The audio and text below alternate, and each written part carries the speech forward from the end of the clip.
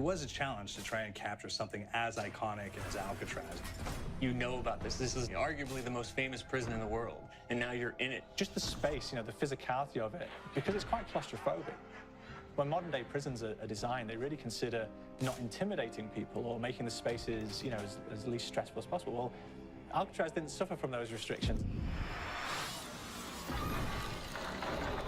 They did the research, they went out, studied Alcatraz, not just from books or internet. They were actually there to feel the environment, so it really sets a mood that gets you a little spooked. Well, we kind of started with the base layout of Alcatraz. The entire island we ended up roughing out in kind of a white box form, and then figuring out what play spaces we wanted to use out of that, what would be the most interesting areas to play in, and the connections between spaces, and spaces that the public doesn't necessarily get to go into. We really did a lot of pushing to really enhance that psychological horror aspect that we're really looking for. And this is a really good opportunity to really tell something special. Like I got stuck right through the gates to hell! This time around, I feel like it's been identified that there are these side missions that you're going to go out and try to accomplish. Al and the rest of the groups put together this escape plan, but the point is to get the parts and assemble this plane so they can get off the island. We did something new for the first time. We have actually contextual music that goes off. So that's a first for zombies. And it's all based around this horror thriller aspect. Every location will have a specific stinger that you hear when you find it, when you discover it, when you start unraveling the story, we start building on the music that you're hearing, and it's really enhancing that experience and going along with it in parallel.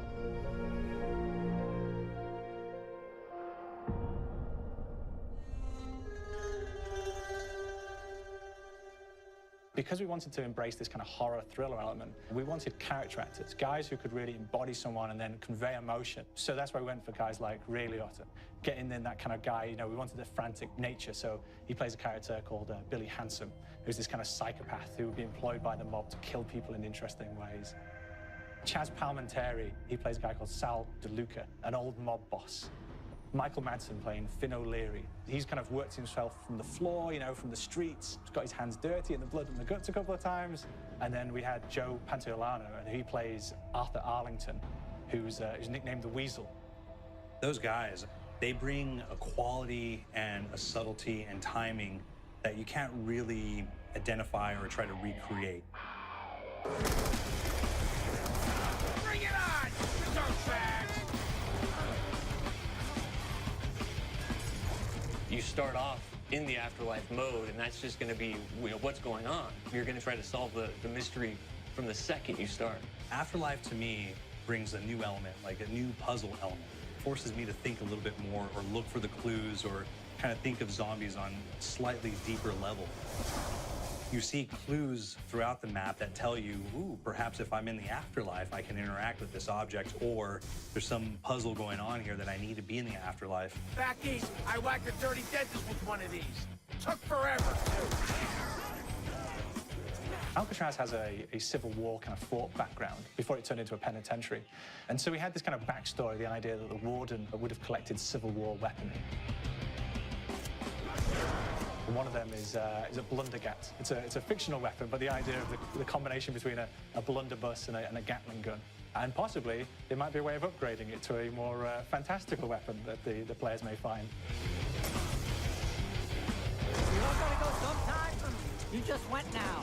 There's one main zombie, one big zombie that's going to come through and wreak havoc on your life.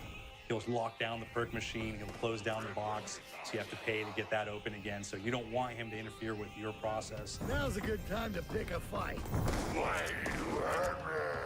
It's a fun challenge. It keeps things moving forward. In terms of perks, we have a new perk called Electric Cherry.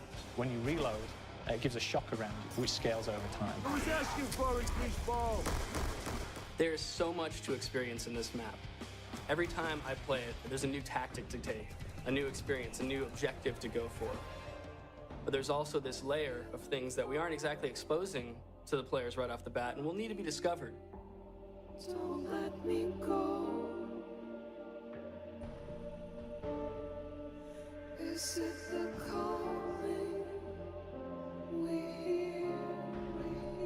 We've got the undead in there, we've got these historical elements, and these fantastic actors all seem to be with peace with each other in this kind of same world. So It's magical, and our team is incredibly excited by it. This is the call.